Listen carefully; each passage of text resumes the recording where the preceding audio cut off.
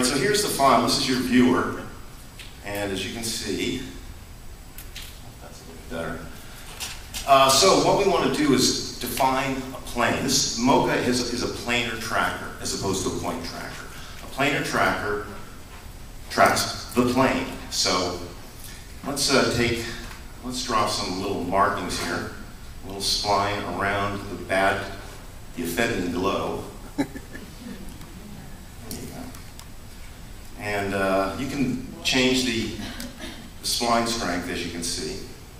You can go from hard edges to softer edges, like that. And we're going to keep on that layer in the same plane. Let's nail this one right here, right over her cheek.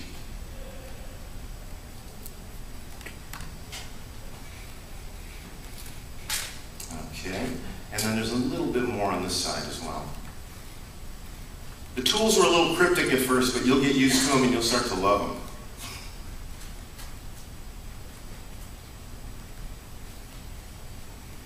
Okay, so see, I've created 3 spaces where there's kind of an offensive glow.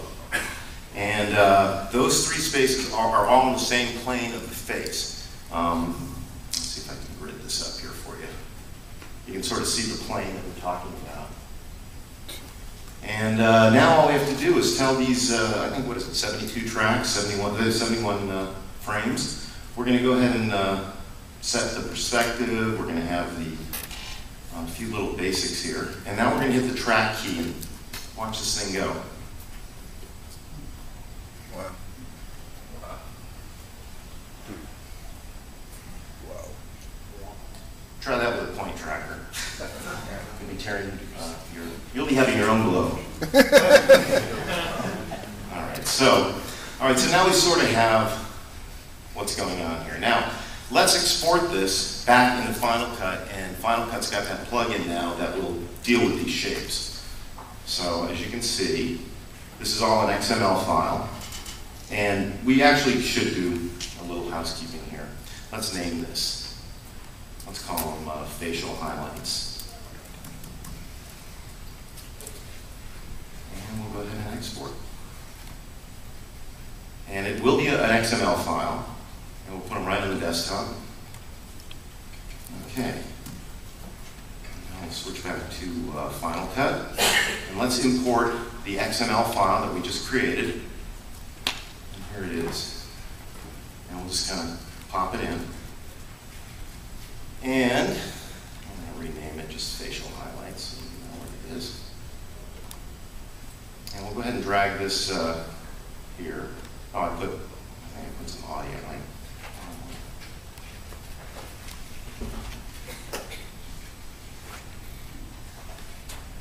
All right, let's lose audio. There isn't any. All right, now what this is here is, that's what I just exported. All moving along. Now by itself, who cares? But when you take this and put it on top of the original, and now I'm going to take this layer that I just created and I'm going to put a Gaussian blur on it. Just put this right on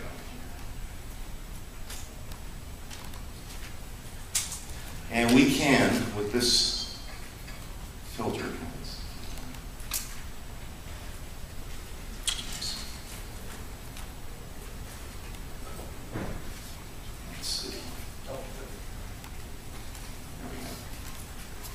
oh, I didn't get that filter in there. Hang on.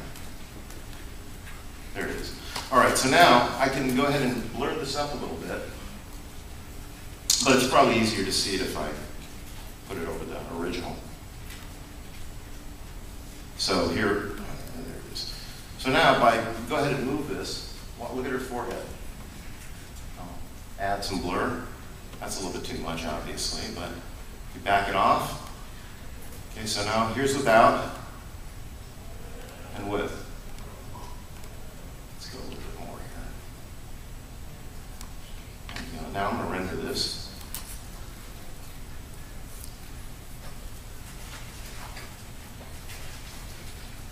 Lolly. And now this can be used for color correction, whatever you want to isolate out onto its own track. Let's paste it a few times so you can see it. And it's all tracked in because that's perfectly tracked. Wow. So that comes in very handy. If you shoot something, you got too much contrast, too much light, it works great. So that's because of the plugin that allows you to pull the shape from MOCHA into Final Cut. It allows you to pull any kind of shape. So if you, for instance, on that scene where the lady was against the background and her mouth was moving up and down, you could roto something out, track the head, and it also tracks your roto points. So if you're moving your roto points, keyframing your roto points, it tracks all of that. So it makes it very easy. Let's take a look at one other example here. And this one is one where I tracked it using MOCHA. And I'm going to show you how I did this as well. But that's with the reflections as well.